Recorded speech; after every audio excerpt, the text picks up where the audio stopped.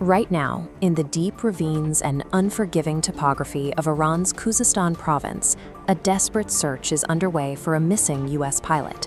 The stakes are immediate.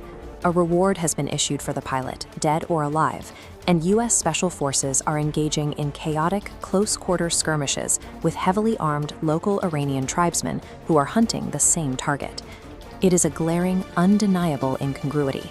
Elite American airborne assets, historically trained to operate thousands of feet above a conflict, are grounded and forced to fight a localized tribal war in entirely unfamiliar territory. This isolated firefight in the hills signals a shift in the landscape of modern warfare, a moment where Western military strategy hits a hard, localized ceiling. The catalyst for this manhunt is a highly consequential claim.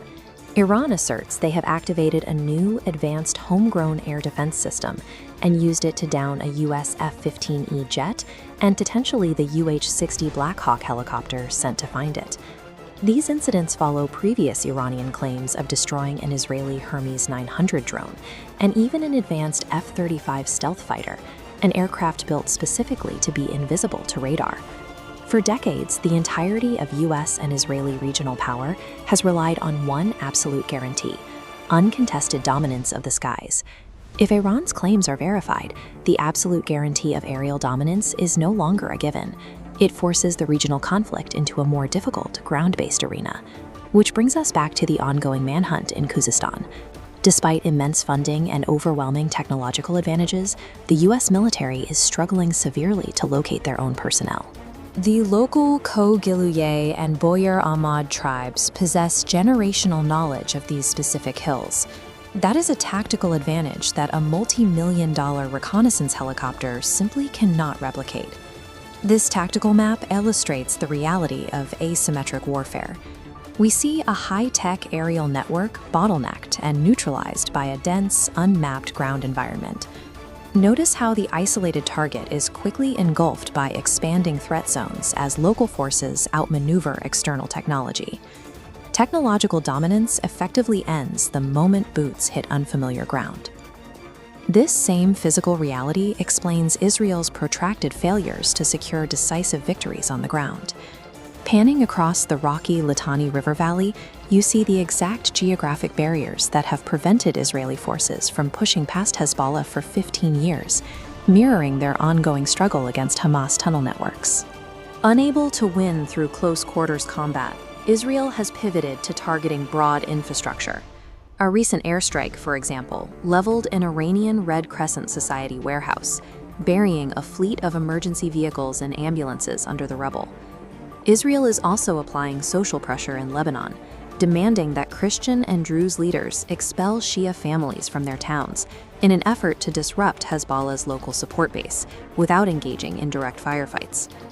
Targeting economic hubs and civilian infrastructure reflects a shift in tactics, moving the pressure away from the difficult, stalemate-prone terrain of the front lines.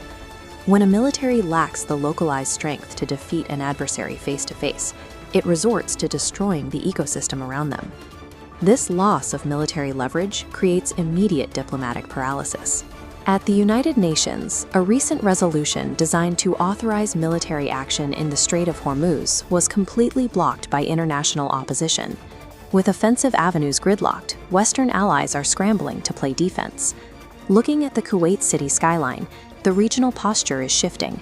Britain is deploying rapid sentry air defense systems to protect Kuwait from potential spillover.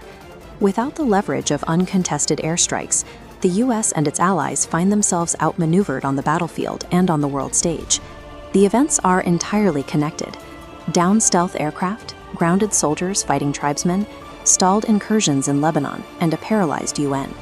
This balance scale tracks the region's evolving reality.